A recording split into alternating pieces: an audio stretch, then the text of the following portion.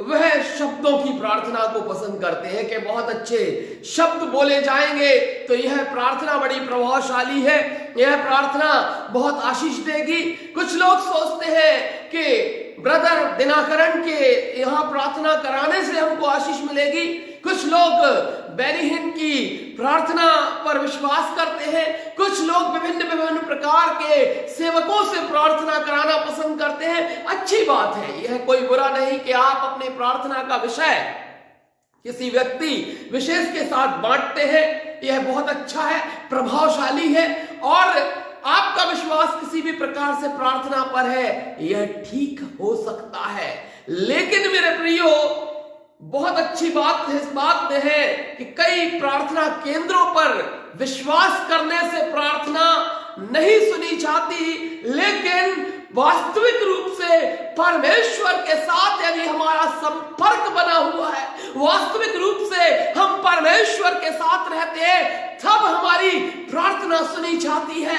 तब परमेश्वर हमारी प्रार्थना की ओर अपने कान को लगाता है। तब परमेश्वर हमारी प्रार्थना सुनकर हमें आशीष देता है। क्योंकि यदि आप किसी व्यक्ति विशेष से प्रार्थना करवाते हैं या किसी व्यक्ति विशेष केंद्र पर जाकर प्रार्थना कराते हैं, तो वह किसी मूर्ति पूजा से कम नहीं है, क्योंकि आपने किसी को आधार बनाया और यह गलत है। लेकिन परमेश्वर चाहता है कि यीशु प्रभु को हम अपने जीवन में जब ग्रहण कर लेते हैं तो वह हमारे अंतःकरण में उपस्थित है और विश्वास की प्रार्थना के द्वारा वह हमें उत्तर देता है। लेकिन चूंकि हम अपना विश्वास हम अपने दूसरे लोगों पर कर लेते हैं, हम अपने दूसरे प्रकार से हम आशीष पाना चाहते हैं, क्योंकि हम भेड़ चाल में चलना चाहते हैं। हमसे कहा गया, हमने सुना कि यहाँ पर ऐसा होता है और हम उस बात को विश्वास करने लगते हैं। लेकिन मेरे प्रियो, परमेश्वर चाहता है कि हम कहा और सुने जाने के ऊपर नहीं, हम कहे सुने जाने पर आधारित नहीं, लेकिन प्रभु को अपने जीवन से प्रस्तुत करने में एक अच्छे विश्वासी के रूप में प्रस्तुत करें अपने आप को। ये परमेश्वर की इच्छा है, ये परमेश्वर हमारे जीवन से चाहता है। और इसीलिए परमेश्वर का वचन कहता है, निरंतर प्रार्थना करते रहो और धन्यवाद के साथ उस आशा में आनंदित रहो जो प्रभु यीशु की तुम्हारे ऊपर है। और प्रभु यीशु मसीह के ऊपर विश्वास करके तुम उन सारे प्रार्थना निवेदनों को स्वयं रख सकते हो।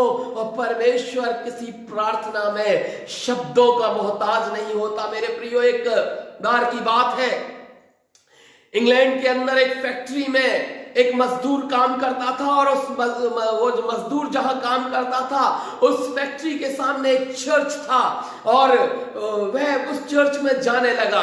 उस चर्च में वो जाया करता था, और रोज वो जैसे ही अपने काम पर आता वह उस चर्च में जरूर जाता, और वहां जाकर वह थोड़ा सा अंदर जाता और तत्काल वापस निकल आता।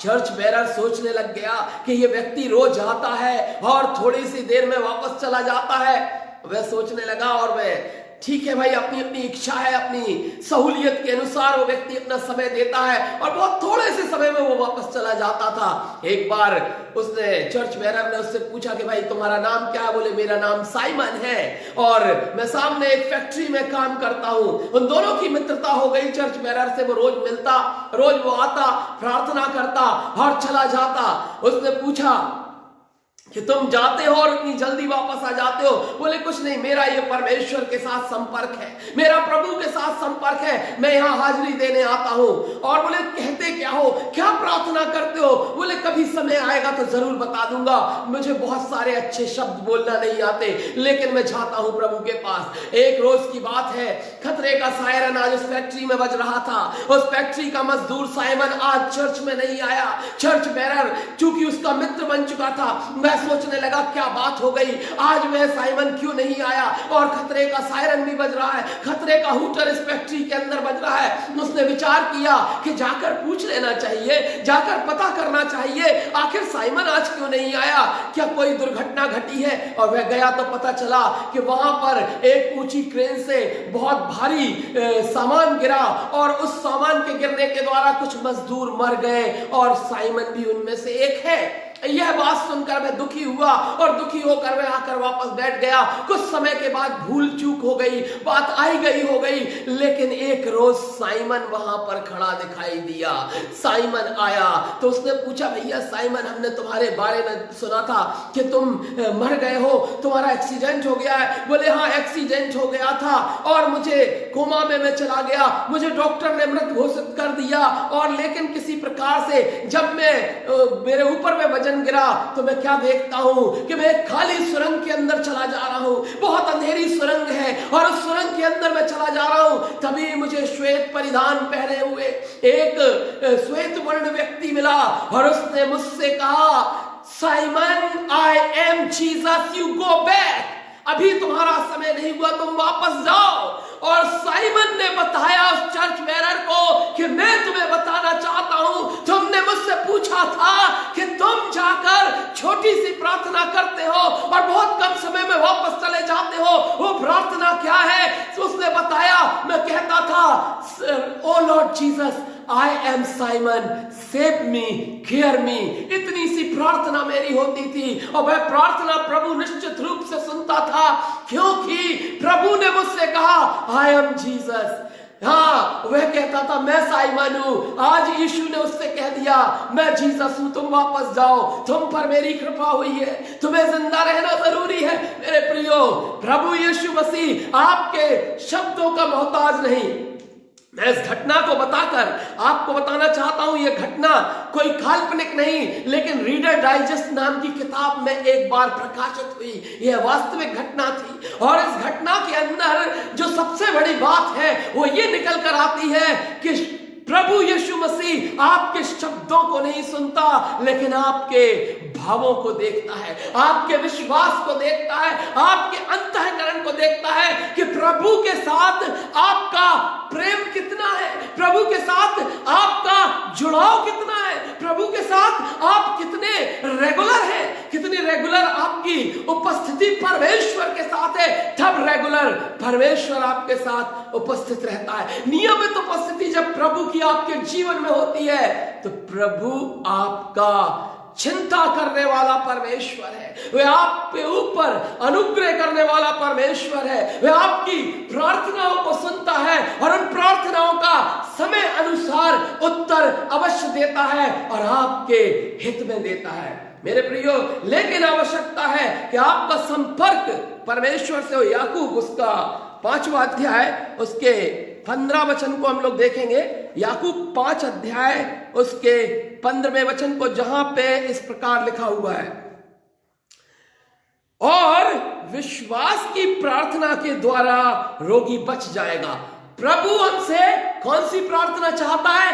विश्वास की प्रार्थना चाहता है, शब्दों की प्रार्थना नहीं चाहता। प्रभु हमसे अलग अलग भाषाओं की प्रार्थना नहीं चाहता, प्रभु हमसे किसी प्रकार की ज्ञान की प्रार्थना नहीं चाहता, लेकिन विश्वास की प्रार्थना चाहता है। वचन में लिखा है, और विश्वास की प्रार्थना के द्वारा रोगी बच जाएगा। कितना ही बीमार व्यक्ति क्यों ना हो, कितना ही परेशानी उसके जीवन में क्यों ना हो, कितनी बड़ी समस्या उसके जीवन में क्यों ना हो, लेकिन यदि विश्वास की प्रार्थना आप परमेश्वर से करते हैं यीशु मसीह के नाम से, तो अवश्य प्रभु आपकी प्रार्थना का उत्तर देने के लिए तैयार है और वह आपकी प्रार्थना का उत्तर अवश्य देगा।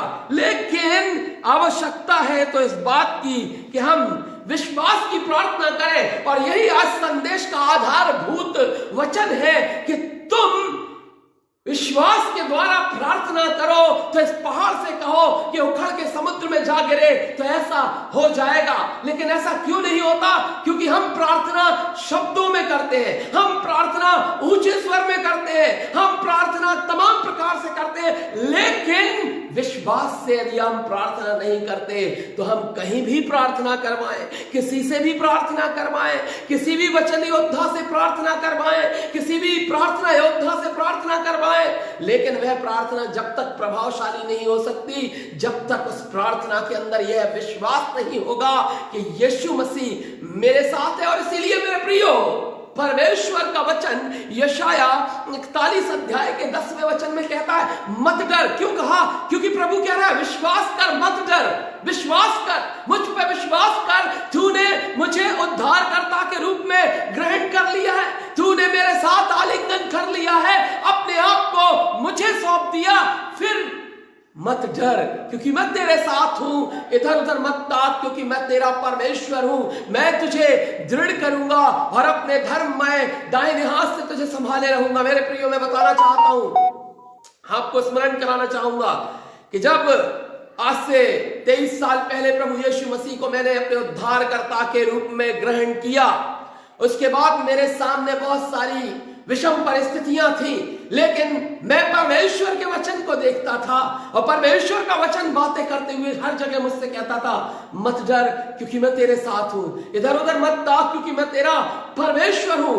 मैंने यीशु प्रभु को अपना प्रभु बनाया है, मैंने यीशु मसीह को अपना जीवन दिया है, और उसके बाद भी यदि मेरा जीवन भयभीत है, भयग्रस्त है, डिप्रेशन में है, डिस्ट्रेस है, इसका मतलब मैं विश्वासी नहीं हूं। एक नॉमिनली मैंने बस मसीह धर्म को स्वीकार कर लिया है, क्योंकि मैं भयभीत हूं, मेरे पास अविश्वास है।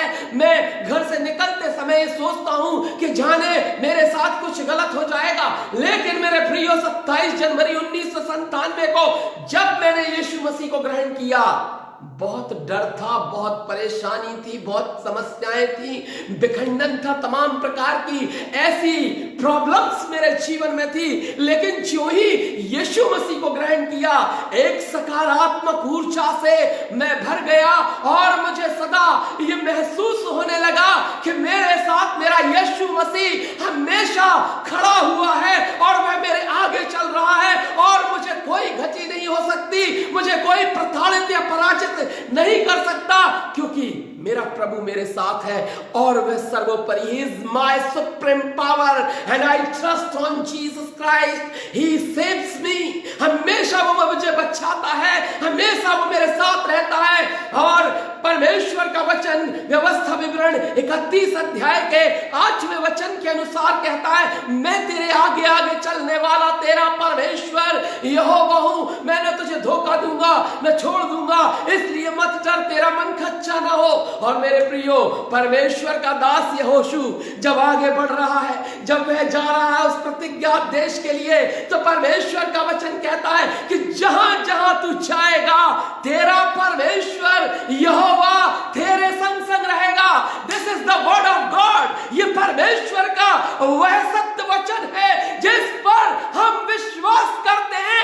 आदि में वचन था और वचन परमेश्वर के साथ था। यह वचन यदि हमारे पास नहीं है, इस वचन की सच्चाई हमारे जीवन में उपस्थित नहीं है, तब परमेश्वर का वचन नहीं, हमारी बुद्धि काम करती है। और जब हम बुद्धि के द्वारा निर्णय लेते हैं तो हमें हर जगह पर नकारात्मकता दिखाई देती है। हम अपने आप को शक्तिहीन समझते हैं, हम अपने आप को असुरक्षित महसूस करते हैं। क्यों असुरक्षित महसूस करते हैं? क्योंकि हमें परमेश्वर की शक्ति पर भरोसा नहीं है, हमें उस परमेश्वर पर भरोसा नहीं जिसने शक्तिशाली फिरौन को डुबाकर इस्राएलियों को समुद्र में रास्ता बनाकर पार करवा दिया था। हम उस परमेश्वर पर विश्वास करने को तैयार नहीं, लेकिन अपनी बुद्धि के द्वारा, अपने विवेक के द्वारा, अपनी शक्ति के द्वारा हम प्रबल होना चाहते हैं। और जब तक ऐसा चलता रहता है, तब तक हम उलझे रहते हैं। हम वायु को पकड़ने जैसा काम करते रहते हैं। हम हवा को पकड़ने के लिए प्रयत्नशील हो रहे हैं, लेकिन हवा पकड़ में नहीं आ सकती। क्यों हवा पकड़ में नहीं आ सकती? कारण यह है कि हवा को पकड़ना असंभव है। और इसीलिए जब जब हम अपने बुद्धि के द्वारा अपने आप को उस समस्या से निकालने का प्रयत्न करते हैं, तब तब वह समस्या और विकराल होती जाती है, और तनाव में हम चले जाते हैं, और स्ट्रेस में हम चले जाते हैं। हमने तनाव खुद कमाया है। क्यों कमाया? क्योंकि हम ये कहते हैं कि मैं अपनी समझ से इसको सॉल्व करूंगा। एक बार ये कह दीजिए, मैं जो कुछ भी हूं लाचार हूं और मैं प्रभु के ऊपर विश्वास करता हूं। यीशु मसीह मेरे जीवन की हर समस्या का समाधान है। He is my answer. Jesus is only answer. प्रभु तुम्हारा उत्तर है। तुम प्रार्थना में विश्वास के साथ यीशु के नाम से सिर्फ मांग कर तो देखो, तुम्हारे लिए वो दरवाजा खुल जाएगा, तुम्हारे लिए वो द्वार खुल जाएगा। जो बंद था वह द्वार तुम्हारे लिए खुल जाएगा। जिस द्वार से प्रवेश कठिन था, वह समस्या जो तुम्हारे घर के मुहाने पर खड़ी हुई थी, वह बीमारी जो तुम्हारे लिए, जिसके लिए कह दिया गया था कि अब ये कुछ दिन के लिए मेहमान है, अब इनका जीवन समाप्त होने जा रहा है, परमेश्वर आपके जीवन को बदलेगा, क्योंकि परमेश्वर का वचन दूसरा इतिहास 7वें अध्याय के 14वें वचन के अनुसार कहता है, जो मेरी प्रजा के लोग मेरे कहलाते हैं, जो मेरी प्रजा के लोग मेरे कहलाते हैं, वे दीन होकर मुझसे प्रार्थना करें, दीन होकर विश्वास की प्रार्थना करें, दीन होकर अपना जीवन प्रभु को दे। तब परमेश्वर का वचन कहता है, वे दीन होकर मुझसे प्रार्थना करें, मैं उनकी सुनूंगा और उनके अपराध को क्षमा कर दूंगा, उनके पाप को क्षमा कर दूंगा और उनके देश को ज्यों का त्यों कर दूंगा। आपका देश, आपकी देह, आपका परिवार, आपका घर परमेश्वर फिर बना देगा, लेकिन आपको पश्चाताप करते हुए समर्पण के साथ प्रभु के पास आकर संपर्क स्थापित करना होगा। किसी व्यक्ति की प्रार्थना, किसी प्रभाव की प्रार्थना, किसी शब्दों की प्रार्थना के आधार पर नहीं, लेकिन विश्वास की प्रार्थना के आधार पर। कौन सी प्रार्थना? विश्वास की प्रार्थना कैसे होती है? प्रभु कह रहा है, दीन होकर मुझसे प्रार्थना करें। हम दीन होना नहीं जानते हैं, हम तो अकड़ना जानते हैं, हम तो बड़ा बनना जानते हैं, हम तो विशाल दिखाना जानते हैं, हम पराजित होना पसंद नहीं करेंगे, हम अपने आगे किसी को स्वीकार नहीं करेंगे। यही हमारी गलती होती है मेरे प्रियो। प्रभु चाहता है हम दीनता के साथ प्रभु को पास आए। इसीलिए परमेश्वर का वचन मत्ती रचित सुसमाचार के 5वें अध्याय के अंदर कहता है, धन्य है वे जो मन के दीन है, क्योंकि स्वर्ग का राज्य उन्हीं का है। यदि स्वर्ग के राज्य को पाना चाहते हो, प्रभु को अपने जीवन में पाना चाहते हो, तो दीन बनकर आना पड़ेगा। और दीनता का अर्थ है एक हम्बल व्यक्ति, जिसके अंदर से भाषा में प्रेम की रसधारा बहती है, जिसके अंदर से अच्छी जुबान निकलती है। और इस बात पर मैं आपको एक दोहा सुनाना चाहता हूं कि ऐसी बाणी बोलिए मन का पाख होए और निको शीतल करे, आप शीतल होए कबीरा, आप शीतल होए। जब तक शीतलता हमारे अंदर नहीं होगी, हम दूसरे को भी शीतल नहीं कर पाएंगे। कड़वी जुबान के द्वारा, जली कटी बातें करने के द्वारा, बुरी बातें बोलने के द्वारा, बुराई करने के द्वारा, क्रोध करने के द्वारा हम सिर्फ अपना विश्वास खोते जाते हैं और अपने आप को संसार के आगे बलिष्ठ दिखाने के चक्कर में अपना वास्तविक बल जो परमेश्वर से प्राप्त होता है उसे खो देते हैं। हमें परमेश्वर के वचन के बल की जरूरत है, हमें परमेश्वर की सहायता की जरूरत है, हमें परमेश्वर की अपने जीवन में उपस्थिति की जरूरत है। यदि परमेश्वर की उपस्थिति नहीं होगी मेरे प्रियो, आप चाहे जितने चर्च बदल लेना, आप चाहे जितने पास्टर्स को बदल लेना, आप चाहे जितने प्रार्थना केंद्रों पर चले जाना, आपको परमेश्वर बिना विश्वास के नहीं मिल सकता। और विश्वास करने के लिए पश्चाताप के साथ स्वयं को बदलना पड़ता है। मेरे प्रियो, इस विषय पर मैं आपको बताना चाहता हूं। एक बार की बात है, एक राजा था, वह बहुत बदसूरत था। राजा था, उसके पास सब कुछ था, सब कुछ उसे सब कुछ ईश्वर ने प्रदान किया था। एक बड़ा राज्य उसे मिला हुआ था, राजमहल उसके पास था, रानी उसके पास थी, बड़ी सुंदर रानी, बड़ा सब कुछ अच्छा था। लेकिन वह अपनी बदसूरती के कारण बड़ा इंफीरियरिटी कॉम्प्लेक्स फील किया करता था। उसे लगता था कि यह मेरे लिए एक बदनुमा दाग है, इसके द्वारा मैं कहीं ना कहीं हीन भावना से ग्रस्त हूं, मेरे अंदर बड़ी बुराई है। और जब भी वह आईने के सामने जाता और उसे अपने आप से घृणा हो जाती, वह अपने आप को बुरा बोलने लगता। एक रोज उसने ऑर्डर दिया कि राजमहल के अंदर जितने भी शीशे लगे हुए हैं, जितने भी आईने लगे हुए हैं, वे सब तोड़ दिए जाएं। और राजा के आदेश का पालन होना आरंभ हो गया और राजा के महल के अंदर लगे हुए शीशे तोड़वाए जाने लगे।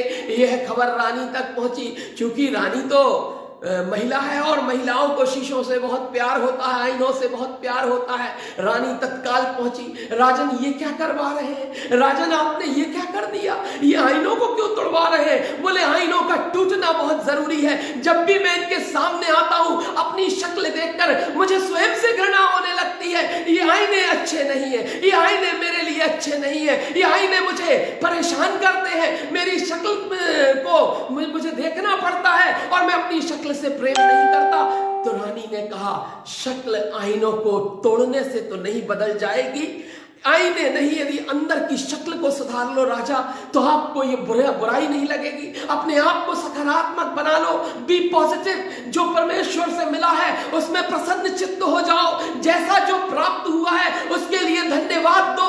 मैं देखो कि तुम्हें प्रभु ने इतना अच्छा राज्य दिया है, इतनी तुम्हें प्रजा दी है, इतने आज्ञाकारी लोग दिए, यह क्या कम है। इसके लिए धन्यवाद इतना ज्यादा करो कि तुम्हें ये शक्ल के ऊपर अपनी जो खराबी है, जो घटिया सोच है वह बदल जाए। आईने नहीं तोड़ने से शक्ल नहीं बदल जाएगी, शक्ल तो ज्यों की त्यों रहेगी। राजा के बात समझ में आई। इसलिए मेरे प्रियो, पास्टरों पर दोष लगाने के द्वारा, प्रार्थना केंद्रों में जगह जगह जाने के द्वारा, चर्च बदलने के द्वारा या इन बातों को बदलने के द्वारा कुछ नहीं होने वाला है। यदि वचन के दर्पण में तुम्हें विकृत सूरत दिखाई दी है, तत्काल पश्चाताप करके उस विकृत सूरत को, उस विकृत पाप को हटा दो। वह ज्यादा उत्तम है वनस्पति इसके कि आप बार बार जगह बदले।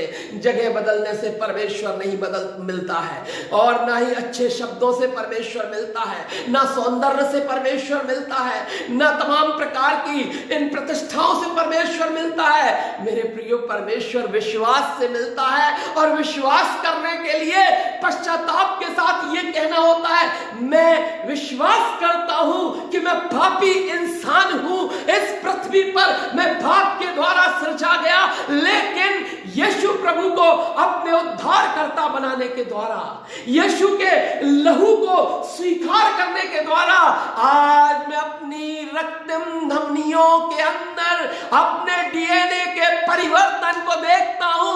यीशु के साथ मेरा डीएनए मैच हो चुका है, यीशु के साथ मेरा डीएनए मिल गया है, अब यीशु के साथ मेरे लहू का मिलान हो चुका है। मैं उस पवित्रीकरण को प्राप्त कर चुका हूं जिस पवित्र लहू के द्वारा उसने मेमना बनकर मेरे लिए वो लहू बहा दिया। क्रूस के ऊपर से यीशु का जो लहू बहा है वो मेरे जीवन के लिए, राहुल गोस्वामी के पाप के लिए बहा है, और मैं यीशु प्रभु को स्वीकार करके उस पवित्रीकरण को प्राप्त कर चुका हूं जो मुझे स्वर्ग में स्थान आरक्षित करता है। हालेलुया।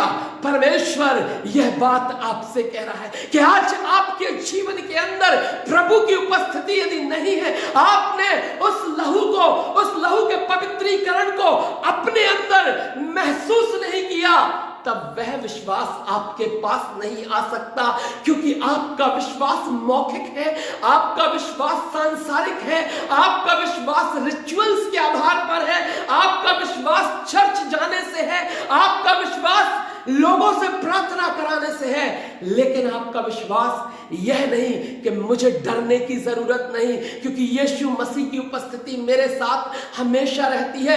यीशु मेरे साथ चलता है, यीशु मेरे साथ सोता है, यीशु मेरे घर के अंदर रहता है, यीशु ने मुझे बुलाया है, यीशु ने मुझे आवाज दी है, और मैंने उस वाणी को यीशु मसीह की सुना है कि जब वह क्रूस के ऊपर चढ़ा तो उसने कहा, इन्हें क्षमा कर, राहुल को क्षमा कर, क्योंकि ये नहीं जानता कि ये क्या कर रहा है। एंडीरा को क्षमा कर, ये नहीं जानती कि ये क्या कर रही है। फलाने व्यक्ति को क्षमा कर। मेरे प्रियो, परमेश्वर आपको क्षमा करने आया था, परमेश्वर मुझे क्षमा करने यीशु रूप में क्रूस पर क्रूसित हुआ था। परमेश्वर ने यीशु रूप में, पुत्र रूप में आकर उस मेमने का रूप धारण करके मेरे पापों की क्षमा के लिए वह विशाल बलिदान दिया है, और उस विशाल बलिदान के द्वारा मैं इतना विश्वास करता हूं कि जो मैं प्रभु से मांगूंगा वह मुझे मिल जाएगा, क्योंकि मेरा परमेश्वर मेरे साथ है, और I am born again Christian. I am not born Christian, but I am born again Christian and this is my Christianity. मेरे प्रभु को मैंने उद्धारकर्ता के रूप में ग्रहण करके उस वास्तविक मसीहत को प्राप्त किया है जो मेरे प्रभु यीशु का सिद्धांत है। क्योंकि वचन कहता है यदि तुम जल और आत्मा से ना जन्मो तो स्वर्ग के राज्य में प्रवेश नहीं मिलेगा। और स्वर्ग के राज्य में प्रवेश पाने का यदि वचन के आधार पर आपने विचार किया है और आप सोचते हैं कि मेरी मसीहत मुझे इस बात का प्रमाणीकरण देती है कि today I am saved in Christ Jesus, मैं मसीह यीशु में आज बचाया गया हूं, तो आपका यह दायित्व बनता है कि आप उस विश्वास के आधार पर लोगों पर नहीं, संसार पर नहीं, संसार की शक्ति पर नहीं, लेकिन मसीह यीशु के ऊपर विश्वास करें। इस विश्वास की प्रार्थना के लिए सर्वप्रथम विश्वासी जीवन की जरूरत है और वह विश्वासी जीवन यदि आपके पास नहीं है तो आपका जीवन व्यर्थ है, आपका जीवन अनर्थ है। क्योंकि प्रभु यीशु मसीह को ग्रहण करने के पश्चात आप एक विश्वासी बन जाते हैं और विश्वासी व्यक्ति के लिए परमेश्वर का कलाम स्पष्ट करता है। पहला यूहन्ना उसके 3 अध्याय के 22वें वचन को हम यहां पर पढ़ेंगे। पहला यूहन्ना उसका 3 अध्याय उसका 22वां वचन, परमेश्वर के वचन में लिखा है, और हमें परमेश्वर के और जो कुछ हम मांगते हैं वह हमें उससे मिलता है क्योंकि हम उसकी आज्ञाओं को मानते हैं और जो उसे भाता है वही करते हैं। हम क्या करते हैं? उसकी आज्ञाओं को मानते हैं, इसलिए जो कुछ हम मांगते हैं वो हमें मिल जाता है। क्या क्या लिखा हुआ है? जो कुछ हम मांगते हैं वह मिल जाता है, लेकिन कब? क्योंकि हम उसकी आज्ञाओं को मानते हैं और जो कुछ उसे भाता है, वह जो कुछ पसंद करता है वह हमारे जीवन में दिखाई देता है। क्या क्या उसको भाता है?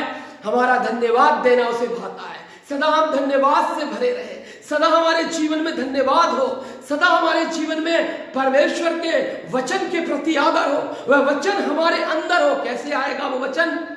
वो वचन पढ़ने के द्वारा आएगा। कब पढ़ते हैं? अरे भाई देख लिया इधर उधर पोस्टर टंगे रहते हैं तो पढ़ लेते हैं। नहीं मेरे प्रियो, परमेश्वर चाहता है कि हम एक नियत समय पर डिवोशन में प्रार्थना के साथ परमेश्वर के वचन को पढ़ें, उसे आत्मसात करें और ना सिर्फ पढ़ें, अपने माता पिता के साथ या माता पिता अपने बच्चों के साथ, अपने भाई बहनों के साथ, अपने दोस्तों के साथ उस वचन पर डिस्कशन करें और वह वचन आपके अंदर हमेशा के लिए पेवस्त हो जाएगा। और जब शैतान आपके सामने आएगा तो उस वचन की तलवार से आप शैतान से एक अच्छा मुकाबला कर सकते हैं, क्योंकि आपके पास परमेश्वर ने हथियार दिया है, वह है उसका वचन, और वह वचन आपके अंदर होना आवश्यक है। जब तक आप उस वचन को खोलेंगे नहीं तो प्रार्थना का प्रभाव संपूर्ण नहीं हो पाएगा।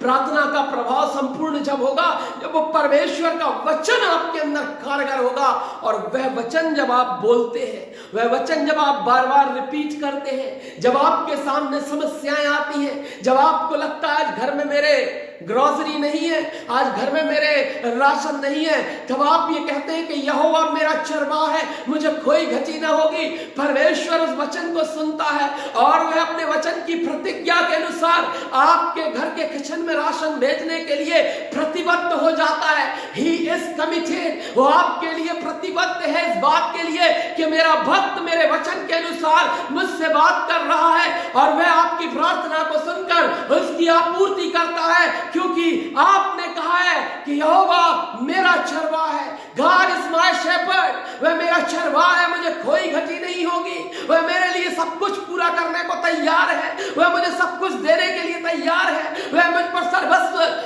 न्यौछावर करने को तैयार है, क्योंकि मैंने अपना जीवन उसको दे दिया।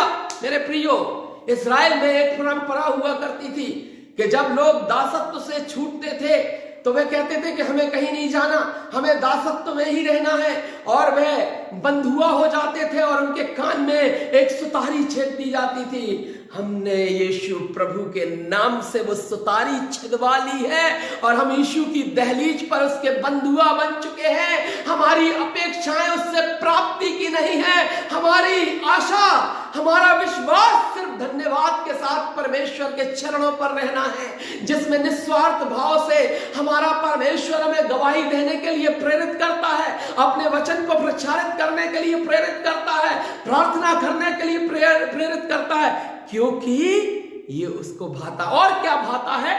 देखिए हम रोमियो उसका 12 अध्याय उसके पहले वचन के अंदर परमेश्वर को क्या भाता है, क्या क्या भाता है। प्रभु का वचन कहता है, संत पौलुस के शब्दों में प्रभु का वचन कहता है, हे भाइयों, मैं परमेश्वर की दया स्मरण दिलाकर तुमसे ये विनती करता हूं कि परमेश्वर को जीवता, पवित्र और भावता हुआ बलिदान करके चढ़ाओ। तो क्या क्या?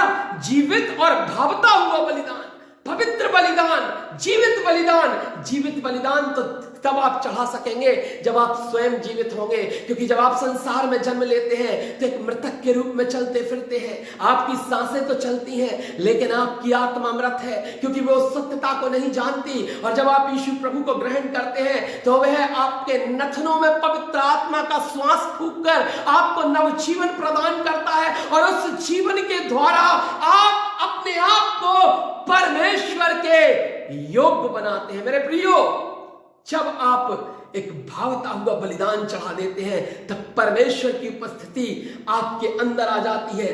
विश्वास की प्रार्थना के लिए विश्वासी जीवन में एक गवाही के साथ अपने आप को प्रकट करने की जरूरत है, क्योंकि विश्वासी जीवन जो है वो आज्ञाकारिता का जीवन है। आज्ञा जो मानते हैं, जो परमेश्वर के अनुसार चलते हैं, उसकी चितौनियों की, उसकी विधियों के अनुसार चलते हैं, उनकी प्रार्थना को वह सुनता है। आज्ञाकारिता समर्पण का पर्याय है। यदि समर्पण आपके अंदर पाया जाता है तो वह आज्ञाकारिता आपके अंदर होगी, क्योंकि आप समर्पित हैं। आपने अपने आप को प्रभु के लिए समर्पित कर दिया। अपना जीवन, अपनी योग्यता, अपना टैलेंट, अपने गुण आपने प्रभु के चरणों पर रखकर कहा, प्रभु ये सब आपके लिए है। मेरा लेखन प्रभु आपके लिए है, मेरी वाणी प्रभु आपके लिए है, मेरा धन आपके लिए है, मेरे कार्य आपके लिए है। अब प्रभु मुझे इस्तेमाल कर। और प्रभु आपको इस्तेमाल करता है। प्रभु आपकी प्रतिभा को इस्तेमाल करता है। प्रभु आपके द्वारा वचन का प्रचार कराता है। प्रभु आपके द्वारा प्रार्थना करवाता है। प्रभु आपके द्वारा बहुत से ऐसे काम कराता है जिससे सुसमाचार की संपूर्णता होती है। मेरे प्रियो, अय्यूब का समर्पण यदि हम देखें, अय्यूब के ऊपर बहुत सारी मुसीबत क्यों आई, इसमें भी हम एक दृष्टि डालेंगे और वो बात जरूर मैं आपको बताना चाहूंगा। God has allowed to Satan, you go and check my person, मेरे जन को, मेरे भक्त को तू जाके चेक कर ले, वह बदलेगा नहीं। और शैतान अय्यूब के पास आया, वह बाड़ा खोला गया, अय्यूब को उसने आजमाया और वह आजमाता रहा।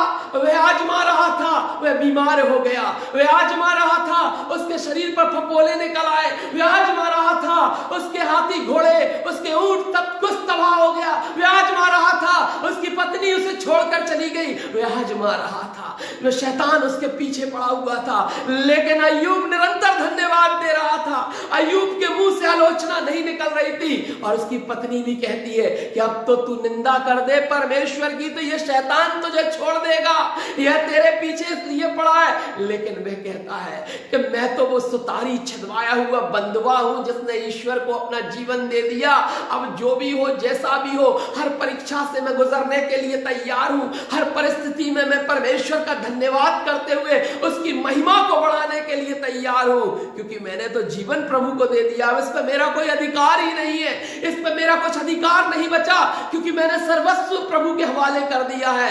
और मेरे प्रिय, अय्यूब के हम साधारण को देखें, अय्यूब के हम समर्पण को देखें, तो हम ये पाते हैं कि वो जयवंत हुआ और परमेश्वर ने दूनी रीति से उसे सब कुछ वापस कर दिया, क्योंकि वो अपनी ट्रायल में, वो अपनी परीक्षा में खरा उतरा। और बाइबल के अंदर परमेश्वर का वचन ये भी बताता है कि तुम किसी ऐसी परीक्षा में नहीं पड़े जो तुम्हारे सहने से बाहर हो। चाहे तुम्हारे ऊपर आर्थिक परिस्थितियां कितनी भयंकर रीति से आ जाएं, चाहे तुम्हारे ऊपर बीमारी की समस्याएं कितनी भयंकर तरीके से हावी हो जाएं, चाहे तुम्हारे ऊपर कर्ज की समस्या हावी हो जाए, चाहे तुम्हारे ऊपर किसी भी प्रकार की समस्या हावी हो जाए, लेकिन संसार के पास रुदन करने मत जाना। संसार के सामने बैठकर क्रंदन मत करना। परमेश्वर को धन्यवाद देना और प्रभु से बातें करना, विश्वास के साथ घुटने टिकाना, वचन को पढ़कर परमेश्वर के सामने पश्चाताप करके कहना, प्रभु मैं इस समस्या का समाधान आपसे चाहता हूं। प्रभु की आवाज आपको यह आएगी, मत डर क्योंकि मैं तेरे साथ हूं, मैं तेरे पास खड़ा हुआ हूं, मैं तेरी प्रार्थना पर कान लगाऊंगा, मैं तुझे रिलैक्स दूंगा, मैं तुझे विश्राम दूंगा, तुझे मैं शांति दूंगा क्योंकि मैं शांति का दाता हूं, मैं तुझे आनंद दूंगा क्योंकि मैं आनंद का दाता हूं। Your sorrow turn into joy, तुम्हारा शोक आनंद में बदल जाएगा। यह परमेश्वर तुम्हारे जीवन पर अवश्य करेगा, लेकिन वह तुम्हारी दीनता के साथ टिके हुए घुटनों की प्रार्थना के द्वारा, वह तुम्हारी उपवास की प्रार्थना के द्वारा, तुम्हारी विश्वास की प्रार्थना के द्वारा, your prayer by faith, this is the prayer of the faith। यह प्रार्थना है, यह आज्ञाकारिता के साथ आती है, यह समर्पण के साथ आती है। समर्पण में हम देखते हैं मेरे प्रियो, उस विधवा के साथ जो कंगाल थी और 2 दमड़ियां जिसने डाली, वहां डालने वाले बहुत लोग थे, वहां बहुत दान देने वाले लोग थे, बड़े बड़े धनपति वहां पर खड़े हुए थे। लेकिन बाइबल में परमेश्वर के वचन में परमेश्वर ने स्मरण की तो वे 2 दमड़ियां, क्योंकि वो अपनी आजीविका ले आई थी, वो समर्पण के साथ आई थी, वे अपना समर्पण लेकर आई थी, वे अपना सब कुछ लेकर आई थी। वे ये सोचकर नहीं आई थी कि मुझे इतना बचाकर इसमें से इतना देना, वह तो समर्पित होकर आई थी। वह परमेश्वर को अपना उत्तम भाग लेकर परमेश्वर के सामने धन्यवाद देने आई थी, वह औपचारिकता करने नहीं आई थी। और इसीलिए परमेश्वर ने उसके 2 दमड़ियों को वचन के अंदर स्मरण करा के उस दान को अमरत्व प्रदान कर दिया। मेरे प्रियो, क्या ये समर्पण हमारे पास है कि हम अपना सर्वस्व लेकर परमेश्वर के निकट आकर कहें, यू आर माय सुप्रीम, आप मेरी सुप्रीम पावर है प्रभु, और मैं सब कुछ अपना आपको चढ़ाने इसलिए लाया हूं क्योंकि प्रभु आपने मुझ पापी पर इतनी कृपा की कि अपना लहू मेरे लिए बहा दिया। मेरे प्रियो, समर्पण और भक्तिमय जीवन विश्वासी होने का प्रमाणीकरण है। और अब मैं अपने उस वचन पर आना चाहता हूं जो मेरे वचन का टाइटल है, जहां से मैं ये मानता हूं कि परमेश्वर के साथ यदि आप रहते हैं, परमेश्वर के साथ आपकी उपस्थिति है, परमेश्वर आपके साथ चल रहा है, आप ये मानते हैं कि हाँ, मैंने प्रभु को अपना जीवन दिया है और प्रभु मेरे अंतःकरण में, प्रभु मेरे विश्वास में लोगों के सामने प्रस्तुत हो रहा है, क्योंकि मैंने अपना जीवन प्रभु को देकर कहा है, प्रभु मैं अपने जीवन को आपको देकर अब इस जीवन का स्वामी आपको बना देता हूं। तो जो स्वामी है, स्वामित्व उसी का है, जो स्वामी है, मालिकाना हक उसी का है। हम सिर्फ इस कार्य के द्वारा, हम तो भक्त हैं और भक्तिमय रीति से धन्यवाद के साथ प्रतिदिन निष्दिन प्रभु को, अपनी भक्ति प्रभु को हम समर्पित करते हैं, क्योंकि हमने एक समर्पित जीवन प्रभु को प्रदान किया है। मेरे प्रियो, मैं जब घर के अंदर परमेश्वर के वचन का प्रचार करता था, एक छोटा सा कमरा था, उस किराए के घर में मैं बैठकर परमेश्वर के वचन की आराधना करता था। कुछ लोग आते थे जिनके साथ भक्ति किया करते थे, लेकिन उस छोटे से कमरे के अंदर भी मैंने अपने प्रचार के अंदर किसी प्रकार की कमी नहीं पाई। मैंने कभी ऐसा नहीं सोचा कि मैं आज इस स्थान पर खड़ा हूं। प्रभु का धन्यवाद हो कि प्रभु शने शने अपना कार्य करता गया और प्रभु ने उस स्थान से उठाकर आज एक बड़ा आराधनालय प्रदान किया। भैया, परमेश्वर का मैं इस बात के लिए धन्यवाद देता हूं। और मैंने उन दिनों को देखा कि उस घर के अंदर बहुत इन्फेक्शन था, मोल्ड लगी हुई थी चारों तरफ, जो फेफड़ों के लिए बहुत नुकसानदेह थी, लेकिन हम उस घर के अंदर रहते थे और ये विश्वास करते थे कि प्रभु एक दिन हमें यहां से निकालेगा। हम प्रार्थना करते थे, विश्वास की प्रार्थना करते थे और परमेश्वर ने अपने नियत समय पर यह कार्य पूरा किया। बीच में कुछ पैसा हमारे पास आया, हमने एक जमीन खरीदने का प्रयास किया, लेकिन उस जमीन की रजिस्ट्री ना हो सकी और एक बड़ा अमाउंट हमारे हाथों से चला गया, जो हमारे लिए बहुत ही भयानक स्थिति थी। हमारे सामने एक बड़ी कठिन परिस्थिति खड़ी हो गई, लेकिन उसके बाद भी वो पैसा हमें वापस मिल गया और वह किसी प्रकार से हमारा जीवन आगे बढ़ता रहा। वो इच्छा परमेश्वर की उस समय पूरी ना हो सकी, लेकिन उसके बाद फिर एक समय आया कि जब परमेश्वर परमेश्वर ने यहाँ जमीन भी दी और आराधनालय भी दिया, ऊपर घर भी प्रदान करा, और परमेश्वर अपने अनुग्रह के द्वारा हर कार्य पूरा करता है। जरूरत रहती है तो हमें विश्वास की प्रार्थना करने की, हमें शब्दों की प्रार्थना या किसी प्रार्थना केंद्र की प्रार्थना के द्वारा नहीं, लेकिन विश्वास की प्रार्थना के द्वारा, अय्यूब जैसे समर्पण के द्वारा, दानियल जैसे धन्यवाद के साथ आज्ञाकारिता के द्वारा, एलिया के समान विश्वास करने के द्वारा हम परमेश्वर से आशीष को प्राप्त करते हैं, उसकी मर्जी के अनुसार, उसके समय के अनुसार। मेरे प्रियो, निकालिए यशाया उसका 65 अध्याय, यशाया उसका 65 अध्याय और उसके 24वें वचन को हम देखेंगे, जहां इस प्रकार लिखा है, यशाया 65 और उसके 24वें वचन को। अब यहां पर हम इस ब्लेसिंग को देखते हैं, परमेश्वर की इस प्रतिज्ञा को देखते हैं जो अपने वचन के अनुसार परमेश्वर अपने लोगों को देता है। हम उस प्रतिज्ञा को देखते हैं जो परमेश्वर ने हमारे लिए दी है। हम इस प्रतिज्ञा के आधार पर अपने आप को आशीषित पाते हैं। हम इस प्रतिज्ञा के आधार पर निराश कभी नहीं हो सकते, क्योंकि ये परमेश्वर के वचन के द्वारा दी गई वह प्रतिज्ञा है जो हमें परमेश्वर की दया को स्मरण कराती है, जो हमें परमेश्वर के प्रेम को स्मरण कराती है, क्योंकि उसका वचन शक्तिशाली है। और उसके वचन के ऊपर जब हम विश्वास करके ये मान लेते हैं कि ये मेरे लिए प्रभु की ओर से आया है, this is from the God, और ये मेरे लिए है, और मैं परमेश्वर का धन्यवाद देता हूं। सुनिएगा, यशाया उसका 65 अध्याय, आइज़ाया चैप्टर 65 वर्स 24, उनके पुकारने से पहले ही मैं उनको उत्तर दूंगा। Praise the Lord. उनके पुकारने से पहले ही मैं उनको उत्तर दूंगा। This is the prayer of faith. यह है विश्वास की प्रार्थना। अभी प्रार्थना नहीं की, अभी शब्द नहीं निकले, अभी सिर्फ विचार किया, यह अंतःकरण से उठा, हम प्रार्थना करेंगे। आज मैं उपवास के साथ प्रार्थना करने जा रहा हूं, आज मैं इस चीज को क्लेम करने जा रहा हूं, प्रभु ये बीमारी आज इसी समय यीशु के नाम से दूर हो रही है। आज ये कर्ज की समस्या यीशु के नाम से दूर हो रही है। आज ये तकलीफ यीशु के नाम से दूर हो रही है। ये व्यक्ति के सताव यीशु के नाम से आज जा रहे हैं। ये सिर्फ विचार हुआ, और बाइबल कहती है, परमेश्वर का वचन कहता है यशाया 65:24 के अनुसार, उनके पुकारने से पहले ही मैं उनको उत्तर दूंगा और उनके मांगते ही उनकी सुन लूंगा। मांगते ही सुनने वाला परमेश्वर है।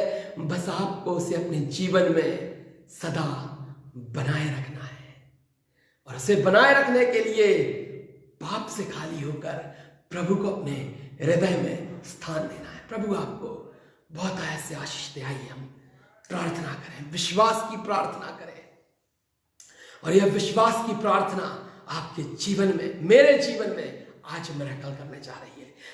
आइए हम दुआ करें। Thank you Jesus, thank you master. शून्य से लेके तूने मुझे रच लिया अपने ही रूप में, प्रेम किया है अनंत प्रेम से, पुत्र दिया मेरी मुक्ति के लिए। अनोखा प्यार है तेरा, करूंगा स्तुति तेरी मैं सर्वदा। अनोखा प्यार है तेरा, करूंगा स्तुति तेरी मैं सर्वदा। हमारे जीवित महान अनुग्रहकारी दयालु परमेश्वर, प्रभु हम आपका धन्यवाद देते हैं इस समय के लिए। धन्यवाद देते हैं मेरे महान प्रभु आपके आशीर्वाद के लिए। प्रभु आज जितने भी लोग हमारे साथ ऑनलाइन जुड़े हुए हैं इस समय, और जो आगे फॉरवर्ड करने के द्वारा, शेयर करने के द्वारा जो और लोग इस संदेश को देखेंगे, प्रभु उनके लिए वचन उसी क्षण प्रभावशाली बनने पाए, और यह विश्वास की प्रार्थना उनकी तकलीफ को उनके जीवन से दूर कर दे, उनके विचारों को बदल दे, उनके जीवन पर वह सच्चाई का सूर्य उदय करके उनके अंधकार को समाप्त कर प्रभु आपके लहू से पवित्र कर दे। ये प्रार्थना करते हैं प्यारे परमेश्वर।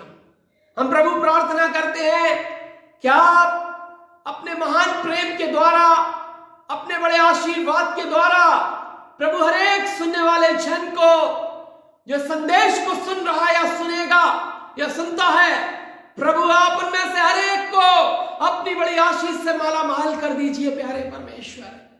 दर्द, तकलीफें, परेशानियां, वेदनाएं इसी क्षण जाती रहे, परिवार की परिस्थितियां बदल जाएं, परिवार की तस्वीरें बदल जाएं। जो बच्चे पढ़ने में कमजोर हैं उन बच्चों के ऊपर आशीष दे प्यारे परमेश्वर कि वे अच्छे से अपनी पढ़ाई को कर सके। जो बच्चे प्यारे परमेश्वर पब्लिक फियर में हैं उनके मन के भय को निकाल दे। हम प्रार्थना करते हैं प्यारे परमेश्वर, इस कोरोना काल में जितने लोग प्यारे प्रभु हताहत हुए हैं, जिनके परिवार उजड़ गए, जिनके रोजगार चले गए, प्रभु उन पर दया कर। और प्रभु विशेष प्रार्थना करते हैं हर एक इंडिपेंडेंट पास्टर्स के लिए, हर एक संस्थाओं के पास्टर्स के लिए, हर एक उन लोगों के लिए जो सुसमाचार वाहक हैं। प्रभु उन पर तरस खा प्यारे परमेश्वर, उनके परिवारों की पूर्ति कर प्यारे परमेश्वर। प्रभु उनके लिए रास्ते खोल, उनके लिए द्वार खोल प्यारे परमेश्वर। हम आपके हाथों में सब कुछ सौंपते हैं। आज का ये वचन, ये संदेश प्रभु हर एक जन के लिए मुबारक होने पाए। हम बड़े हृदय की गहराई से धन्यवाद देते हुए ये प्रार्थना उद्धारकर्ता यीशु मसीह के नाम से मांगते हैं। सुनो दया से ग्रहण कर, आमीन। अब हमारे प्रभु यीशु मसीह का अनुग्रह, परमेश्वर पिता का प्रेम, पवित्र आत्मा की संगति, सौभाग्यता आप सभी विश्वासियों के साथ इसके द्वितीय आगमन तक आपके जीवन में सुरक्षित रहे। आमीन, आमीन, आमीन। Praise the lord, God bless you all. प्रभु यीशु मसीह के नाम में आप सबको बहुत बहुत शुभकामनाएं आज इस रविवार ये दिन की। और आप लोग निरंतर इसी प्रकार जुड़े रहे।